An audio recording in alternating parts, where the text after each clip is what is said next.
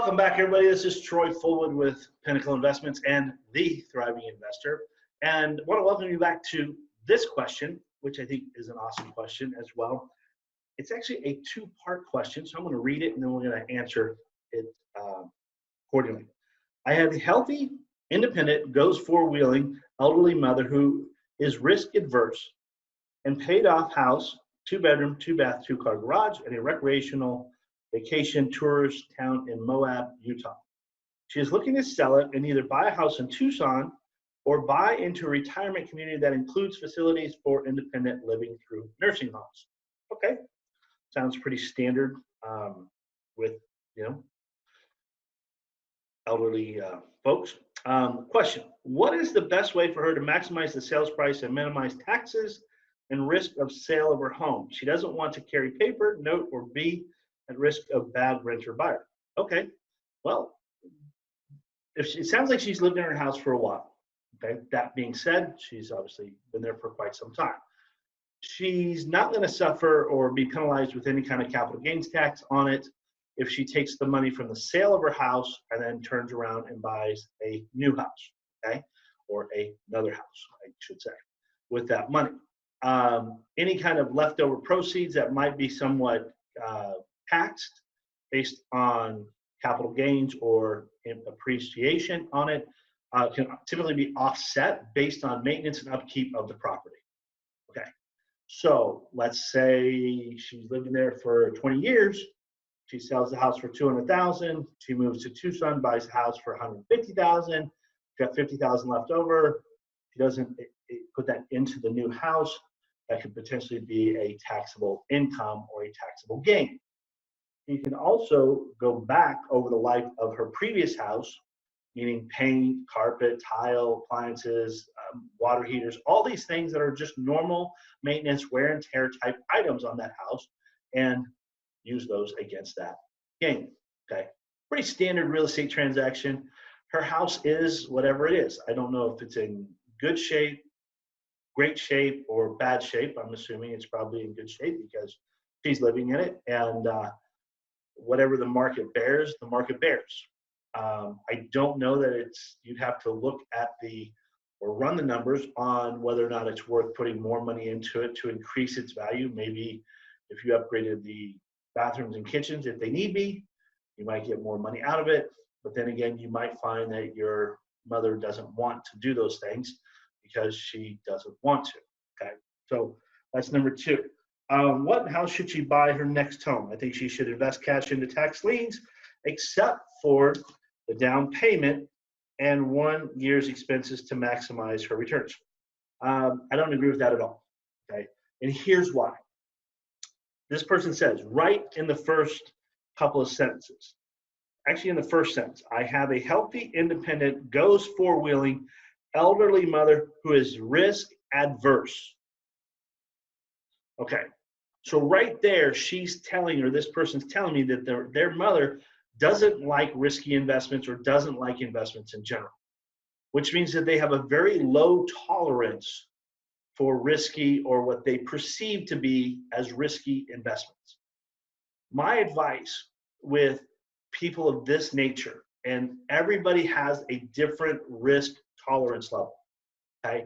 It's part of knowledge, it's part of experience, it's part of the timing of the market, it's part of the insight, it's part of some basic aspects that go into investing as a whole.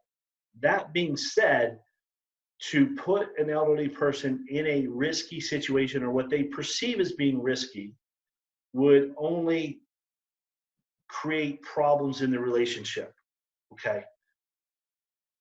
Primarily because one of the key common denominators or common factors between elderly people is they've gone through their 20s, 30s, 40s, 50s, 60s, and 70s, and into their 80s.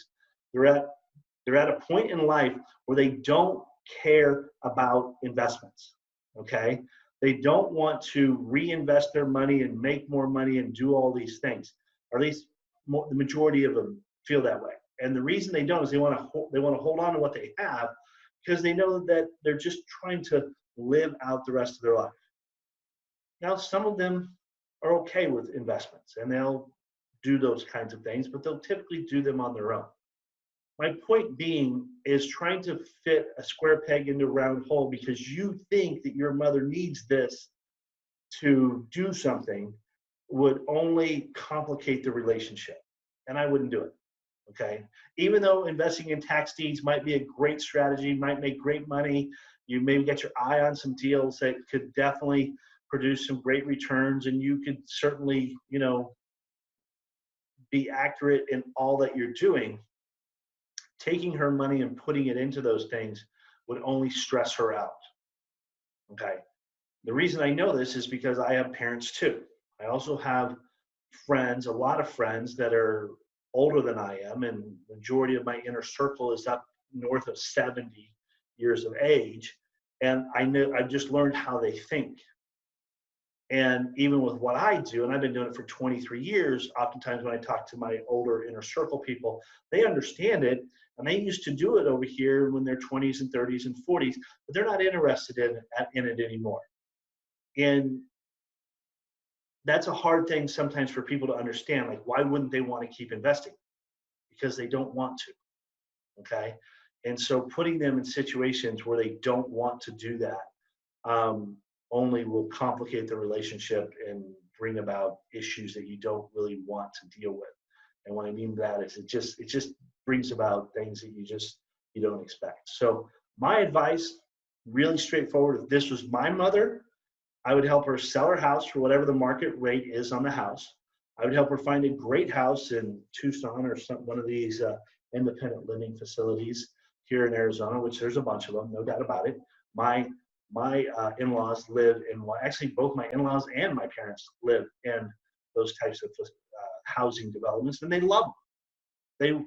What I've noticed about both my parents and my in-laws is they move into these communities. They take the money from the bigger houses and the houses they've had. They put it in there. Their house is free and clear. Their cars are free and clear. They don't have any credit card debt. They don't have any type of debt. They're living off their pension fund, their Social Security, so a few small investments that they've had for quite some time. And they're bringing in, 7, 8, 9, whatever thousands of dollars a month. And they're happy. They're happy. They're busy. They got social lives that would rival any 20-year-old college student. They're just busy and they enjoy it. And so seeing them enjoying it is part of the enjoyment that I get. One, being a son and having parents do that, and then two, being a son-in-law and seeing my in-laws do it. So they don't have the pressures. They don't have any stress. But that's it. I mean, their biggest stress sometimes is whether or not the landscaper is coming on Monday or Tuesday.